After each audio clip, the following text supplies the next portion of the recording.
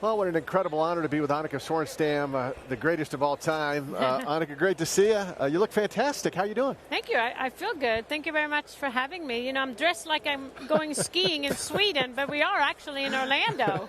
Yeah, it's a little cold outside. Let's start off with a topic near and dear to your heart, your foundation. Yeah. Because you're helping so many young ladies all over the world. I mean, the game of golf is a global game. But I know over the last decade or so, you're just ecstatic about what your foundation is doing. Yeah, I mean, we are committed to provide playing opportunities for the next generation of golfers, young girls. So we're 14 years into it, and we feel like we have accomplished quite a bit. We now have 7 global tournaments. We have over 600 girls that play every year from most like 60 different countries. So it's certainly global.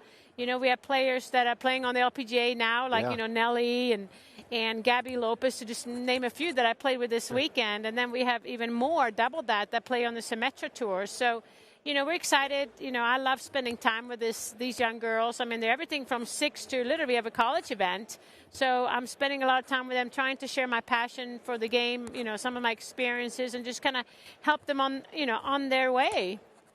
Have you gotten over your playoff loss to Derek Lowe last week? It's a big bruise, But you know, he's what a nice guy. Yeah. You know, so it's hard to be upset. And you know, I feel like, you know, I played quite okay. I mean, the conditions those are the things I do not miss about the tour. When you wear 5 layers of rain gear. Yeah. But it was a great thing. And Hilton Grand Vacation, you know, they've done a lot for women's golf, and you know, they provided our winner of the Annika Invitational a spot in the amateur division, Jana Wilson, who won our tournament just a few days before, and she ended up winning the amateur division in this tournament. Awesome. And she was playing with some of the LPGA and players, so it was a fantastic week. When you're back out there for stuff like that, and I know it's different than your career, but what are the parts where maybe you have a moment you're like, I miss this. Like, I miss this part of, you said you didn't miss the weather, which I totally understand.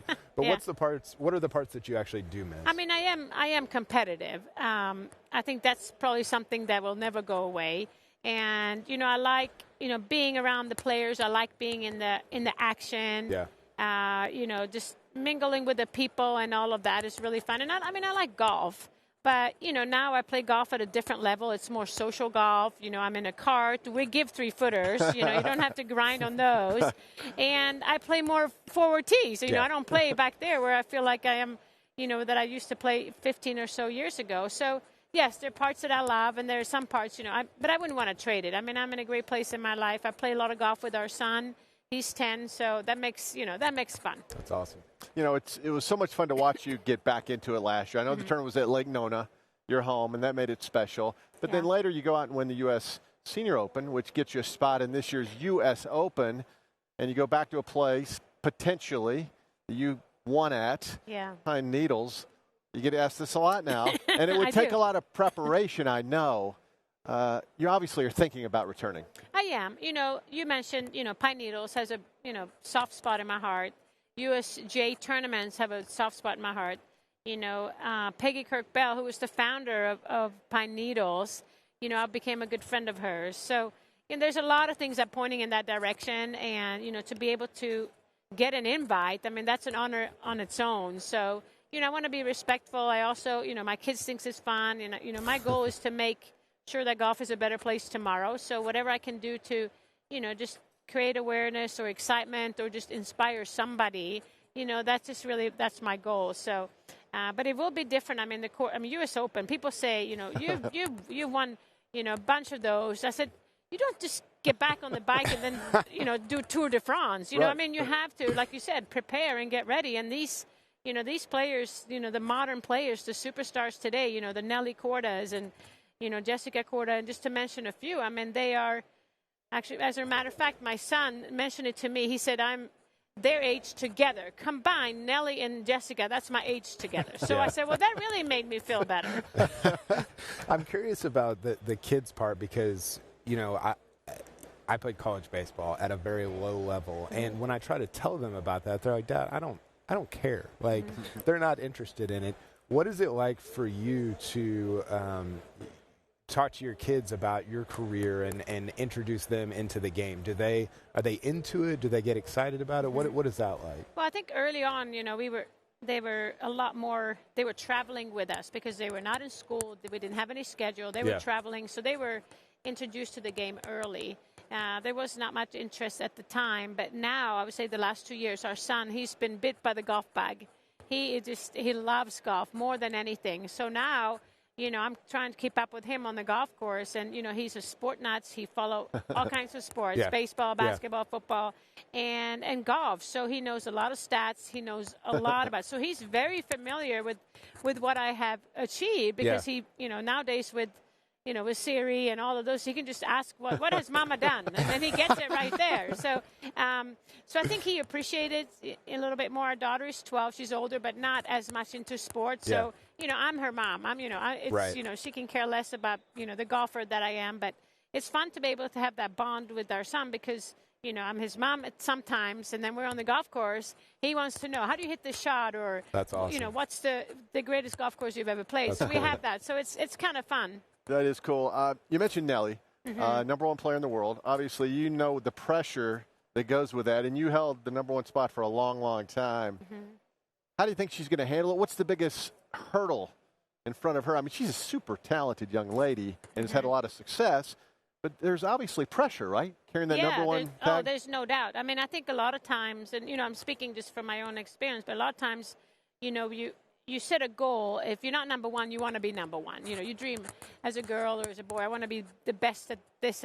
And so I'm sure she's done that, and you work hard towards that, but you know what to do. Somebody's in front of you. You know that I'm going to replace her so I can get to that spot. Once you get to that spot, it's different because now everybody else is looking at you, trying to pull you down. So how do you stay up there? So the motivation, how do you keep getting better? What makes you work harder and not kind of just sit there and go, okay, I'm number one and that's it. You're going to fall down quicker than you got there. So I think motivation and keep working hard and be able to balance life.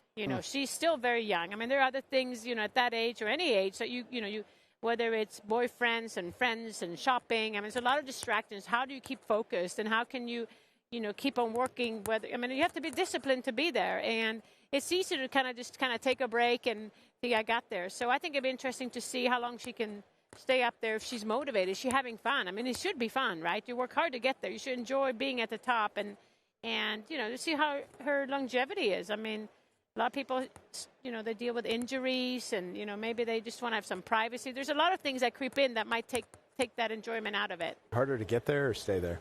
I think it's harder to stay. Yeah. I really do. Not to say that it's easy to get there, but I mean, once you're there and people are looking at you and it's harder for you, who are you going to look at? Yeah.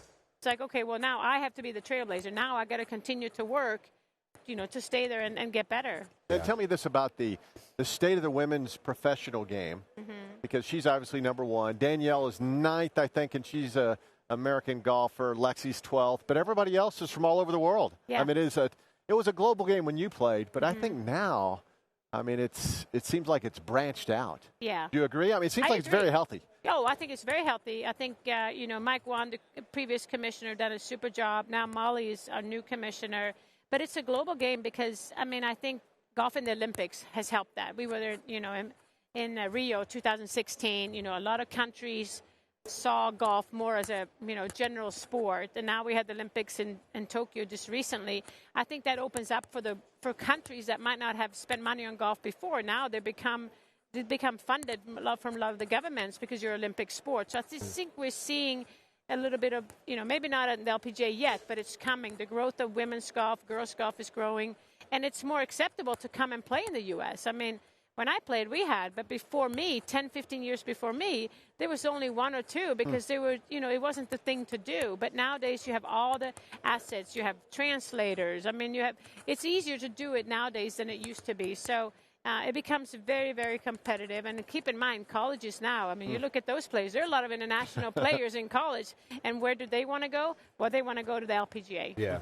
That's interesting. The unintended benefit of the Olympics is that governments will invest in their future players. I hadn't thought about that. You mentioned earlier, Annika, that you're super competitive. No surprise. You're here representing a couple of different entities. Lola, I believe, is the clothing company, and then also Fizzy Bees. What has it been like to take your competitiveness from on the course to off the course? Do you find it to be a similar kind of playing field, or what is that like? I think it's very helpful. I mean, I want to be successful. I want to do things right. So I think golf has taught me so many things. It's very similar to life. I mean, it's helped me being a good mom. I mean, if you play golf, you have patience. I think you need to have patience to be, to have small kids especially. And I used to tell people, I'd rather have a 3-footer than change all diapers all day. So, I agree. so you would know. But, yeah, I mean, I want to do well. And I think, the synergy of being an athlete is, the focus, the determination, the patience, just the integrity of all the things that I represent and be part of. I want it to be who I am, and I think that's what golf has always showcased who I am. Yeah. So another partner of mine that I'm heading to now is Revo Sunglasses. They've kind of a brand that's coming back, get some new life, a new kick to it, and it's fun to see people that don't give up, keep on going, believe in your products, believe in what you have, and build that following. So I'm super excited about that. It's fun. I mean, the things I did 20 years ago and the things I do now is different, but in the end, they all go together. Yeah. Yeah, this is the last question I have for you, and I enjoy where you are now in life, and I've admired you for a long time. And in talking to Phil, he's at a stage of his life now, even though he's still playing, he thinks of himself almost like a golf ambassador, and he's playing on the Champions Tour, and he's going around helping junior golf. Do you think yourself in those terms? Because, I admire you, I admire Nancy and Arnold when he was alive. I mean, you guys did so much for the game outside of your incredible playing career. Well, I think it would be an honor to be able to say that you are a golf ambassador. I mean, the reason why I started the foundation was because I wanted to give back. I wanted to say thank you, because without golf, I wouldn't be here. I wouldn't have had these opportunities. I wouldn't be where I am today. So how can I give that back to somebody else to be able to live their dreams? So, yeah, I mean, golf is an amazing sport. It's a sport for life. And, if you can be part of it, and if I could contribute anything, whether it's junior girls or women or whatever, I mean, that's to me is a thrill. So, yeah, I mean, I love the game.